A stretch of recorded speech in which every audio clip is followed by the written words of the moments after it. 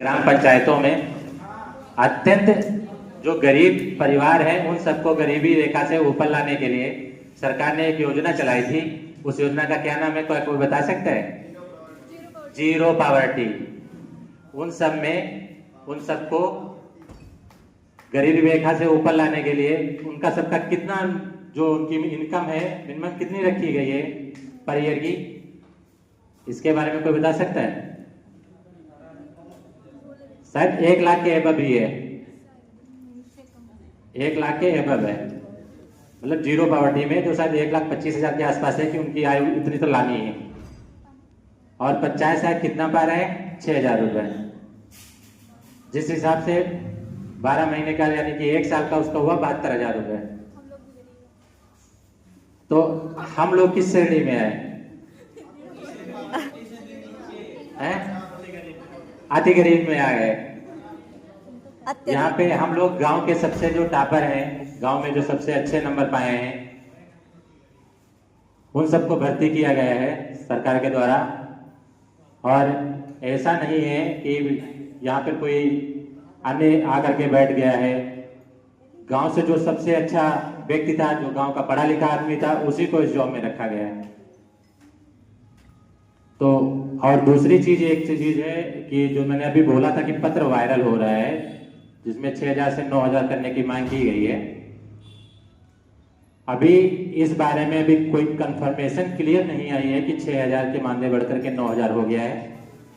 हालांकि ये इतना तो श्योर है कि प्रस्ताव गया है शासन को, और शासन से ये भी सुनने में आ रहा है कि प्रस्ताव पास भी हो गया है, लेकिन आदेश अभी तक इसका निर्गत नहीं हुआ है।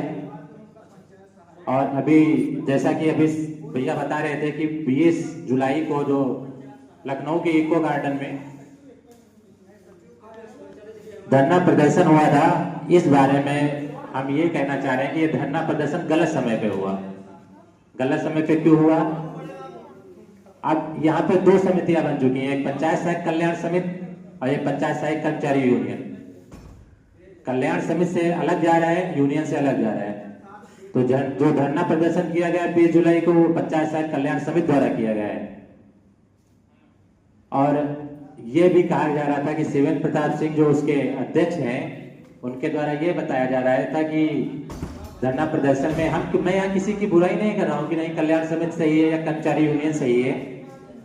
उनके द्वारा लगातार ये बताया जा रहा था कि जो भी बातें होंगी पब्लिक में होंगी।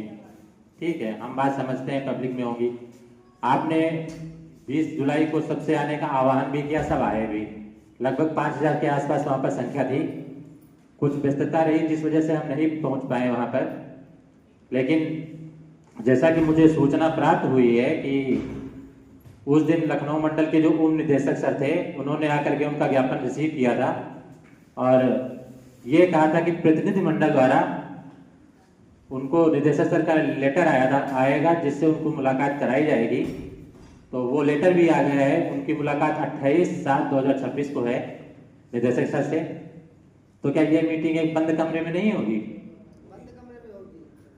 सबसे मेन चीज ये जरूरी है कि 20 जुलाई को जो धरना प्रदर्शन किया वो गलत टाइम पे हुआ था, क्योंकि जो मुख्य सचिव जी से कर्मचारी यूनियन के जो अध्यक्ष हैं श्री ब्रिजेश कुमार मिश्रा जी, उनके द्वारा 2 महीने का समय लिया गया था मुख्य सचिव जी के द्वारा कि 2 महीने के अंदर अगर कोई प्रस्ताव नहीं आता है पंचायत सहायक से रिलेटेड तो आप धरना प्रदर्शन कर सकते थे। लेकिन इस बारे में उन सबको एक करने के लिए एक 14 जून को एक बैठक भी होती है जनेश्वर मिश्र पार्क में, लेकिन कुछ बातें हो गई जिस वजह से वो बैठक का निर्णय नहीं निकल पाया कि सारे संगठन एक हो जाएं। और हमको तो यही लगता है कि अगर सभी पंचायत सहायक संगठन जितने भी हैं जब तक एक नहीं होंगे तब तक पंचायत सहायकों का उत्थान नहीं होगा।